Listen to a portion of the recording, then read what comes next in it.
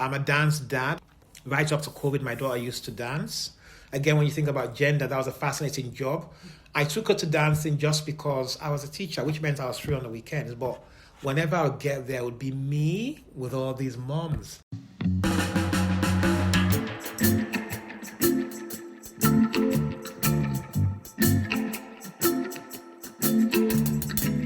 This is Writer's Mosaic in Conversation. Bashabi Fraser talks to Foday Mannah about his debut novel, The Search for Othella Savage.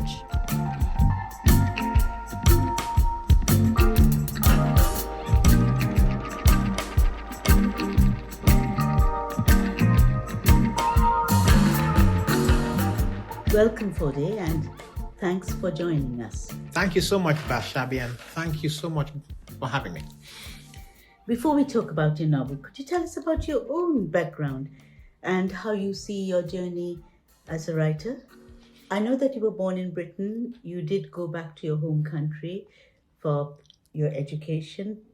You had more of an education when you came back here, so lots of degrees. And now you're an established Scottish writer. Well, yes, well, I'm not too sure about the established, but definitely a writer. Yeah, I am a child of two societies in the sense, I think back in the day, what tended to happen was people who came from the diaspora, more or less people who came from like Africa and Asia. I think the thinking was you came to Europe and studied, but the thinking was you always went back to the home country to give back. And I think that's exactly what happened with my parents, in the sense that we were born in London, but we went back to Sierra Leone in the late 70s. And so I went through primary school, high school, and university in Sierra Leone. But after I finished university, then I decided to come back to the UK. Stayed briefly in London, but didn't quite like it, so moved up to Scotland, and I've stayed here ever since. And now I work as a teacher in a high school. Yeah. And your journey as a writer? Well, writing was something I always did. I think the origins of it came again from high school. I went to an all-boys boarding school, and when we got to Essex, we decided to more or less establish a newspaper. So the origins of my writing were actually non-fiction. So the newspaper was called the Satellite newspaper. The thinking was more kind of like a metaphor, as satellites more or less observe everything and report them in terms of news. So what we tended to do was more or less a bit of a rag, and it was very basic in the extreme, in the sense that it involved handwriting articles on a big sheet of paper, and then we put the paper inside a glass notice board for people to read. So that's more or less what it started. And then from then, when I came to the UK, I remember doing a degree in international conflict and cooperation. And I think I was a bit restless, and I just thought, what else could I do a degree in? And I just thought, well, actually, maybe creative writing. So I did the degree, and then from the degree, of course, part of the degree is you're expected to produce pieces, and then that finished, and then, of course, the pieces get sent off, and eventually one of my ideas was picked up for a novel. Yes. That sounds marvelous. Thank you. You make it sound very easy, but I'm sure it hasn't been easy, especially because of what you want to write and how you want to be perceived as a writer. Am I right? Yes, I think the industry in general, I think it's very complicated. It's not easy to access at all. And I found that, I think when for example, I got the degree in 2014, 2015, it took about 5 years for me to be shortlisted for a short story prize. The way I looked at it, I think many people, when they come into writing, I think the ultimate dream is to get a novel and to get an agent. But I was a bit different. I remember going to Philadelphia in 2004, and a friend taking me to a nightclub. And in the nightclub, there were quite a lot of rappers who wanted to become more or less established rappers. And what they tended to do was they released things called mixtapes, which were like CDs of their music. What the mixtapes did was more or less it would generate some kind of interest and a bit of buzz before the album came out later. So I took that same thinking. I thought to myself, okay, let's put the novel to one side for now and focus on, for example, short pieces. And that's what I did. So more or less, I wrote quite a lot of short stories. The other thing about short stories, Bashabi, when you think about it, the clue is in the name.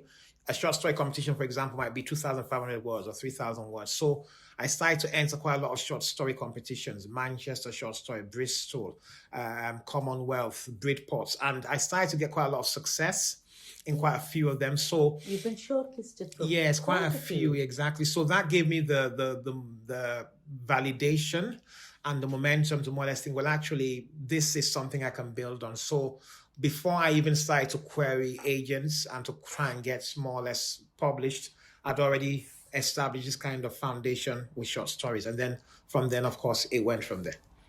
Wonderful. Would you like to share at least one of your short stories with us before we move on to the search for Othella Savage? I think when you think about it, of course, I wrote Yellow Woman.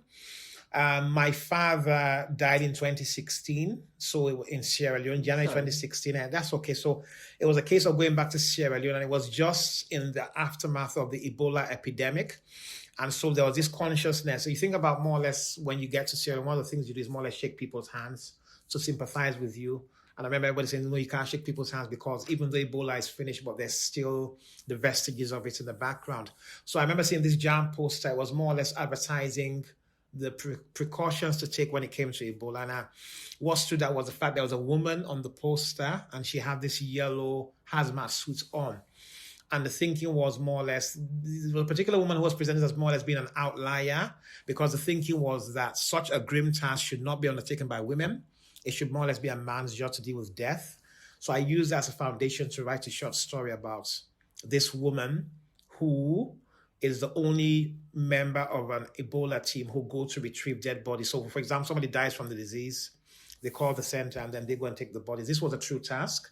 So I more or less used her as a conduit, more or less, where you have this yellow woman and she becomes a kind of like a mythical figure, the woman who turns up wearing yellow to take away these dead bodies. And she becomes ostracized in her area where she lives. Her husband leaves her and the husband takes the child with her because more or less she's doing things that are considered not to be feminine. So that was more or less a short story I wrote. So in the story, of course, it's a typical day in her life. When they get the call, she wakes up in the morning, they get the ambulance, they go collect a dead body and they take the dead body to more or less where it has to be disposed of. But it's more or less within that, she also gets interviewed by a journalist from overseas who follows them along. So that was more or less what I did. It's about, again, a woman. And I find that your novel, which won the Sue Sharon Prize, Yes. Mo Sue Sharon Prize, and also the Bloody Scotland Debut Prize, shortlisted for it. Could you share with the audience what the novel is about? I've read it, so I know. And what led you to write it? Because women are the central characters, and your, if I may call her the narrator in a way, Yes, because absolutely. we see through her perspective, Hawa Barry. Absolutely. Would you like to tell us a little bit about what made you pick the story, the plot, and about the women characters? Yeah, well, yes, absolutely. Bashabi, again, it was responding to themes. When I finished my degree, you'd enter quite a lot of competitions and there will always be a theme. So, for example, I remember entering the Mogford Prize, which is more or less had to be about food and drink. So when it came to this, the thinking, the Mosuturan Prize, I think the thinking is that ethnic minorities do not tend to write crime. And I think when you think about a history of literature, I think we are not burdened, but I think a lot of our literature tends to more or less look at big historical issues. Think slavery, think Jim Crow, think immigration, think Windrush, think more or less things like that. So the thinking was more or less at times we don't, for example, see many Black writers, for example, do crime or fantasy or children's books. So the call from the Mosuturan Prize was specifically for a crime novel. To be honest, I read quite a lot of crime as a kid. So I just had this idea about, it was something that happened in Edinburgh actually around I think 2007, a nurse who was abducted from a house in around about December, deep winter, Christmas time, and was locked in the boot of a car. And she was in there for about 3 or 4 days.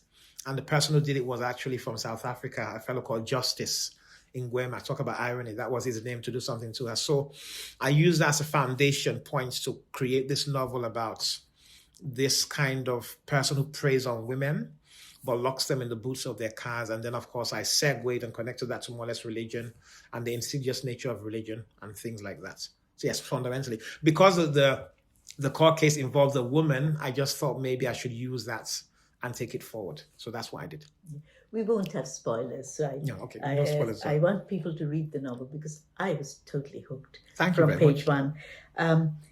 And I was just wondering about the title, the search for Othella Savage, Yes. the eponymous character. Do you want to say a little bit about your choice of the name and her role in the novel, which Howard Barry, sort of, who's her friend, then adopts the role of the sleuth, Yes. kind of self-appointed Sleuth, you're isn't it? trying to find a friend. So Othella Savage and the naming of her. Yeah, very much. Again, a lot of her experiences are my own experiences, in the sense that she was born in the UK, but then goes to Sierra Leone and then comes back again. I've always just liked, of course, from Othello, I always quite liked a female Othello. I remember watching, it was a television show once, and there was an Othello character. I remember thinking, that's a beautiful name to have, because it's it symbolically represents so much, I think, about Black strength and things like that. So I use the name Othello, of course. And of course, when you think about it, she is very, even though she at times veers, again, no spoilers, veers into dark avenues, but fundamentally, she is very socially conscious. She's very, very intelligent. Her mother lectures Black literature, for example. So she is very grounded in terms of more or less what is progressive politics, and actually very, very left-wing. So I just thought more or less to use her as a kind of representation of this idea of, more or less, she has this idea that I want to empower women. I want to do something positive for these women living in Scotland. But again, things at times, the best intentions at times go askew. And that's exactly what happens to her. And of course, her friend is Howard Barry, who does not have the privilege, or was not born in Scotland, but comes here to study. And they're friends, of course, very, very close friends. So once Othella disappears, then Howard, of course, thinks, I have to go out of my way to find my friend, especially as another woman from within the same sphere has disappeared. So there's something quite dark and dastardly happening here. So, of course, like you say, Howard becomes a sleuth who thinks, I have to do something to find my friend, particularly as the police, maybe because she's a woman of color, the police are maybe not as engaged as they should be. So it becomes a case of, she believes she has a unique perspective. This is not just a criminal act, but it's also to do with the culture. I am from this culture, ergo I should be able to provide a bit more perspective and a bit more context and a bit more help in terms of what's happening. I think I was quite interested in Howard Barry being a Commonwealth scholar. Yes, very and good, yes. I mean, you have this very intellectual girl, but she's quite vulnerable as well, because absolutely, yes. she needs the support of community. Yes. She needs a place to stay in which she can afford. And this is where there are two very different sets of characters. On the one hand, you have the women, and Annika Hart, who's American, Yes. but Black American, Yes. who wants to know more about her roots. And she's of course, she's a singer. Yes. And you were mentioning rap earlier. Yes, exactly, And yes. I mean, this whole tradition of blues and jazz Yes, exactly, yes. is what has made the world what it is, where we all identify with that rhythm that comes Yes. with the whole idea of Yes. Black poetry and Black music, if I can call it that. Yes. But there's Annika, this talented woman who's made it. And somehow she reminds me of Shug Avery. Yes, in that's The a Colour beautiful Purple. comparison. Yes, it's a beautiful comparison. The yes. blues singer who then becomes protector for Celie in The Colour The Purple, Colour yes, Purple. absolutely, yes. Yeah. What would you like to say about your choice Yeah, of but Annika? honestly, I've never thought until you said that. That's a beautiful comparison. And when you think about it, absolutely, the parallels are very, very obvious, even though I'd never realized them. I just quite liked, many people read the book, and it's interesting even reading reviews online, and they speak of, it's almost as if they see Annika Hart almost as like a reader proxy, in the sense that when she asks Howard questions about Sierra Leone, it's an opportunity for the reader to learn about Sierra Leone. So when Howard explains to Annika, this is what happens, it's more or less explain to the reader, well, this is what happens. And when I wrote, I never really thought about that. But yeah, music is, I think, is very, very essential to the story. I'm very much into blues and jazz, but much more modern forms like R&B and hip hop. So even when she meets Annika in the hotel room earlier on, that's what Annika says, that I have worked. I even created a whole musician called Malaika, who's totally she's not real at all. I remember one of the interviewers actually asking me that we'd gone online, we searched for this Malaika, we could never really find her. I'm like, no, I just made her up completely. Of course, Malaika in I think in Arabic or Islam is like an angel. So I just thought that's a beautiful name to have, this singer. And Anaka says that I worked with Malaika in the studio on beats. So Hawa, of course, finds this fascinating because she listens to Malaika and thinks, oh dear Lord, you actually worked with this pop star. So they, of course, develop a friendship. And then, of course, it becomes about hair, black hair. When she says, for example, are there any people in Edinburgh who do black hair? And she says, my friend does it. So there are all these links to more or less black culture and black things like that. And of course, at times, I think when you think about ethnic minorities, and you think about you and myself, you're from India, I'm from Sierra Leone. At times, we think we get lumped together. And I always talk to people that, no. Even within India itself, I mean, you'll be able to tell me much better about Bashabi, but there's so many strains of culture. And the same thing happens in Sierra Leone, where they speak, for example, like 17 different languages. So a black person from America and a black person from Africa might have skin color in common, but their cultural, more or less, vistas or what they more or less have is significantly different. And I thought it was interesting, important to more or less show that you have an Aka on one side who wants to know. And I think that for a long time, it was actually very much in fashion for many people who were, for example, in America, to try and connect to their roots.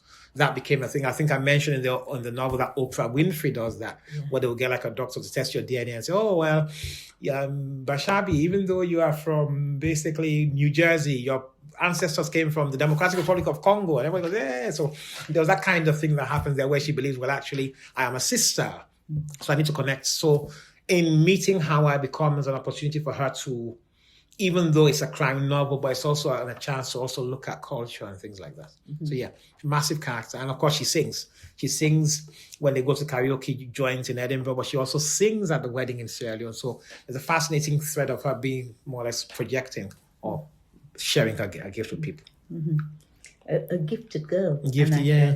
And you talk about Sierra Leone, and it's very important for you and for the reader to know that Sierra Leone has its own distinctive culture. Yes. But when Hawa is in Scotland, she is in a community within a community. Yes, absolutely. And community is very important, isn't it, absolutely. In a novel yes. in Sierra Leone? And this is where the very shady character of Pastor Ronald Ranker comes in. Yes. And the role of the church. Do you want to speak a little about your choice of the theme here, yes. about the role of religion, of Sierra Leone culture, of community? Yes, I think religion is intrinsic. Also, you know yourself, Bashabi. I think where we come from, religion is more or less absolute. Be it Islam, be it, for example, Sierra Leone is like 50-50 down the middle, where it's like half Christianity, half Islam. And my thinking growing up in Sierra Leone is that if you can harness that power, if you can convince people that I am a proxy to a higher power, that is significant power to wield. And that's what these pastors and preachers do. A lot of them are more or less snake oil salesmen. They are charlatans. There's no two ways about it. But they are able to convince people that I am speaking, I am here as a representative of God. Ergo, if you want something good, you need to come through me. And this ties directly, again, I'm sure you know about this, Bashabi, ties directly to women. Because I think a lot of times in societies in general, women, especially where I come from, are always presented as being more or less defective, in the sense that there's so many things that are considered to be stereotypical markers of validation when it comes to being a woman. For example, childbirth. Growing up in Sierra Leone, if you did not have a child, there was something wrong with you. You had to get married, but not just married, you had to get married to a good man. And a good man in our culture is more or less a rich man who could be abusive, who could be basically promiscuous. But once he has money, he's seen as a good man. And so I more or less took all these things and tied them together. My late mother was a good example. She speaks of marrying my father in the 60s in Sierra Leone and not being able to get pregnant for 5 years. And she speaks about the mental trauma that they used to say to my father is called Foday, just like me. They used to say to my father that, Foday, you have married a fellow man. What that more or less meant was you have married a woman who cannot produce children, ergo she is a man.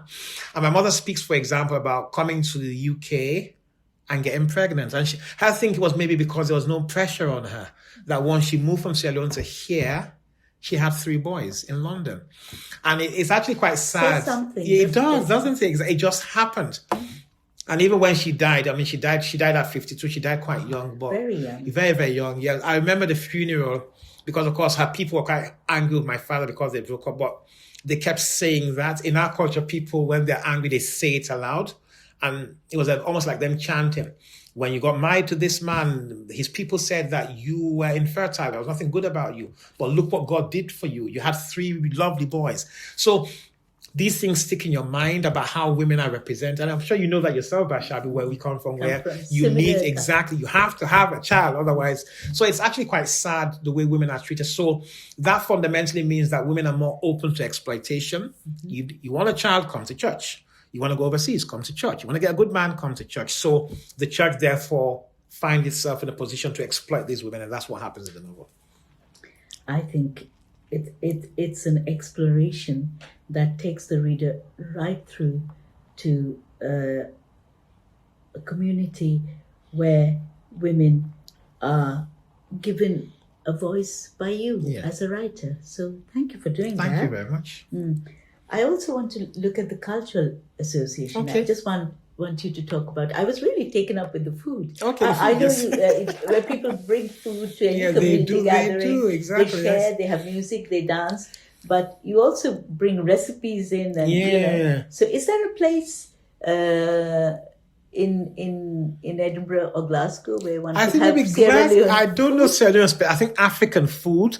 Sierra Leone food, definitely. I think there are women I know, or people I know, for example. I think I do that in the novel. There's a hairdresser in Glasgow who actually sells food also. So I know women who more or less do that unofficially. So for example, you more or less put out contracts and say, I want you to make me, for example, cassava leaves. They cook it in their house and bring it to you. Or maybe even sell it in little bowls. That's what happens in the novel. That actually happens in Glasgow, where you can, for example, go to get your hair done, and then she also has bowls of cassava leaves that she sells to you, little subs, and says, I don't have money to more or less open a restaurant. That's beyond me, but I can run it from my house, whereby you tell people and I'll drive and deliver. So it's a very, very basic system. There's nothing complex about it. It's a cold kitchen, exactly, and that's what they do. And the same thing applies to functions. That's exactly what happens. My daughter, who was born here, she loves functions, Mandeepa.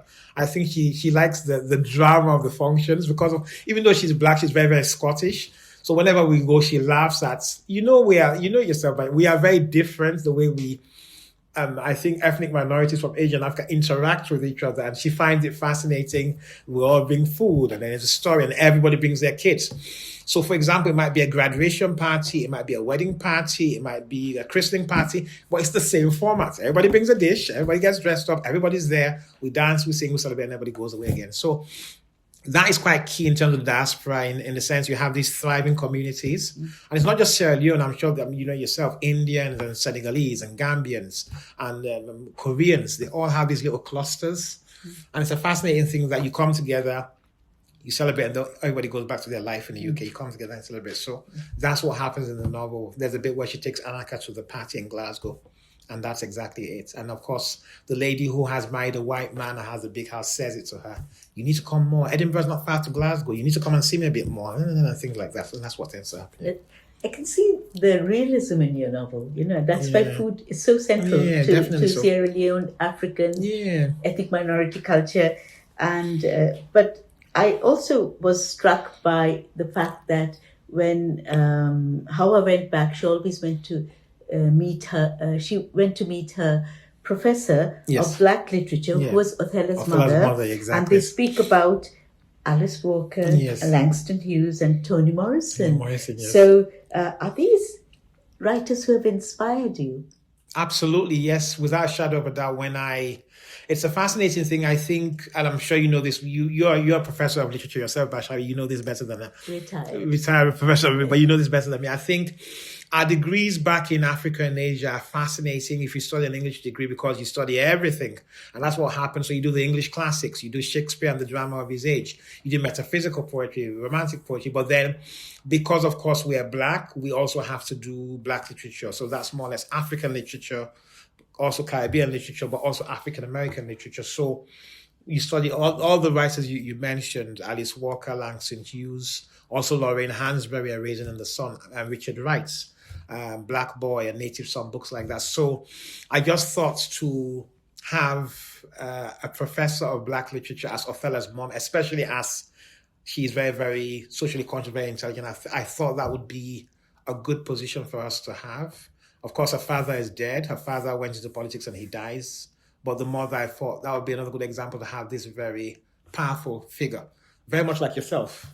This professor and I just thought, whenever she comes in, the way she speaks, and she has this whole aura about her, I thought that would be quite interesting. She is very much Othella's mother. Othella basically is cut from the same cloth as her mother. Intelligent, assured, very, very socially conscious, and understands how to make things happen. Yes.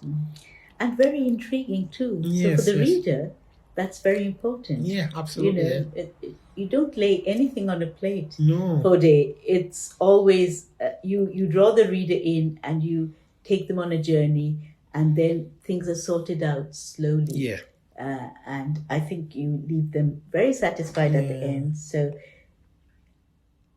what are you working on now? Well, I've got a few things. Like I said, I have the initial novel I wrote as part of my degree was based on our Civil War. And like I said, I think I chatted to you a bit off air earlier on. It was to do with child soldiers, about, I think, how we classify child soldiers is quite problematic in our culture, especially. Again, it looks at gender in the sense that there are lots of rehabilitation programs, United Nations, World Bank, pumping money into Sierra Leone to more or less rehabilitate these children who have been traumatized by war. But when we think about child soldiers, the classification is actually very, very much exclusively boys. And I think we struggle in society to categorize girls affected by conflict. So the story, more or less, it's an interesting story because initially when I started to write it, the thinking was to have a street boy who pretends to be a child soldier to gain access to this center that has electricity and running water and food. But midway through the story, I remember thinking there's a bit where girls get admitted. And I thought to myself, Bashabi, well, actually, the story is not the boy anymore. The story is actually the girls. So I remember taking it back and rewriting it and more or less starting it at the front and saying, no. The real story here is not the boy. The real story is the girls who come to this center. And of course, they're faced with all kinds of prejudice and discrimination in the sense that, for example, you think about a lot of them have more, for example, suffered rape during the war, but that's seen as a stigma against them. In other words, you're defiled, you're unclean, you're dirty, you shouldn't be here. There's something wrong with you. So it's more or less this dynamic about how, and that's war, but that's society in general. I think society is incredibly, you don't need me to tell you, I mean, you're a woman of color yourself, Bashabi, but yeah, I think society is incredibly discriminatory when it comes to women, especially women of color, and even when you talk about kids. So even when you talk about rehabilitation, boys, but what about the girls? So that's more or less what I've been looking at. I'm also thinking I'm a dance dad or the dance dad. Right up to COVID, my daughter used to dance. Again, when you think about gender, that was a fascinating job. I took her to dancing just because I was a teacher, which meant I was free on the weekends. But whenever I would get there, it would be me with all these moms. So that's a fascinating dynamic. Few dads, very, very few dads, but predominantly, it should not be a gender task. You're literally in a car, drop off, pick up. But what does society do? It has to be. There's even a program called Dance Moms on television. And it's all these moms shouting at each other. So I also thought that would be quite a good thing to explore. Not just a man, but a man of color amidst all these women. And they were lovely to me. They used to take care of me, so that was quite good. They were lovely to me. But it was a fascinating thing, me and Mandeepa going to Blackpool and Liverpool, because we used to travel far to Dundee and Aberdeen for dancing. Just you and the child in the car, you go all the way. And it's everything, costumes and changes and jewelry and what you have to do. Well, it was a fascinating life. And I think, there's something there I think worth pursuing in literature. I think that'd be quite good to look at. Exploding the stereotypes. Yes, exactly. And that's what you do. So it's been wonderful having you. Thank you very much. Foday Mannah, author of The Search for Othella Savage. Thank you for being with us. Thank you so much. In conversation for Writers Mosaic. Thank you so much. And I look forward to your two books, one on dancing, one on no pressure. Girl Soldiers, and No Pressure.